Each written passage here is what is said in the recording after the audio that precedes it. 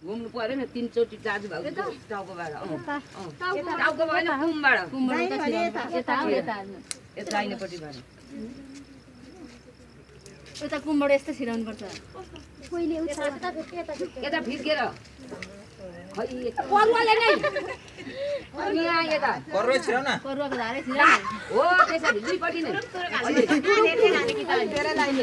केही फरक पर्दैन अब भाउजू पनि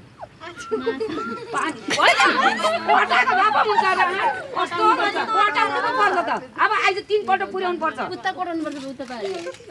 यताबाट कटाएको अब हुने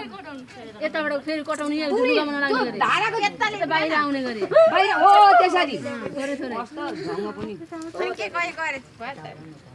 दुई हातले गर अब यता फेरि अब एकपल्ट कति कति उगाल्नु त नि पानी पुग्छ अहिले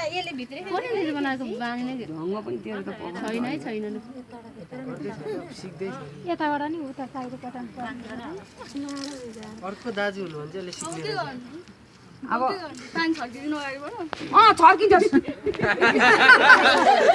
फुल अघि त्यत्रो ल्याएको फुल खोइ यहाँ प्लास्टिकमै थियो फुल जरा जाडले डल्लै भइसक्नु भयो खै मैले प्लास्टिकमै देखेको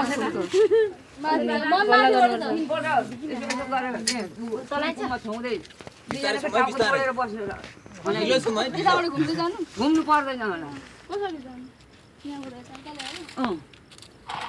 नघुम्नु बिस्तारै छु म है बिस्तारै ढिलो एक्सन भनेपछि मात्रै एकदम कट भनेपछि मात्रै निकाल्नु है आइज त यहाँ ओइ अलिक माथि आइज त एकचोटि यसमा म समात्छु ले दे न म समात्छु छोड दे छोड दे है त्यतिकै अलिक तल हो त्यसो गरेर